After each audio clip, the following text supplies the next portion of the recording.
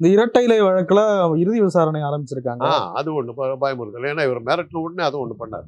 அதை அப்படியே தொங்க விட்டுக்கிட்டே தான் இருக்காங்க. அது உனக்கு இரட்டை இலை கிடையாது. இரட்டை இலை கிடைச்ச மாத்திரம் என்ன பண்ண போறது? இரட்டை இலை வச்சுதாங்க ஒரு 12 தடவை தோத்தாரு.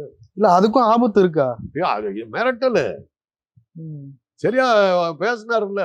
கோஆபரேட் பண்ணலன்னா புடிங்கிருவாங்க. கோஆபரேட் பண்ணல, உனக்கு இரட்டை இலை கிடையாது, எல்லாத்தையும் கூப்பிடு.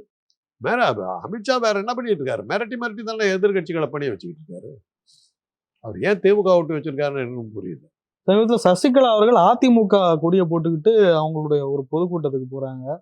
அது பரபரப்பை கிளப்பிருக்கு. எப்படி பாக்குறீங்க? இப்ப சசிகலா தலைமையில் இருக்க அதிமுக அவங்க தலைவர் எடப்பாடி பழனிசாமி நீக்கி தேர்தல் ஆணையம் கொடுத்த டைட்டில் மக்கள் மத்தியில் அவங்க நிக்கிறாங்க. இன்னைக்கு சசிகலா வரட்டும் பழனிசாமி வரட்டும், யார் கூட்டம் வருதுன்னு பாருங்க.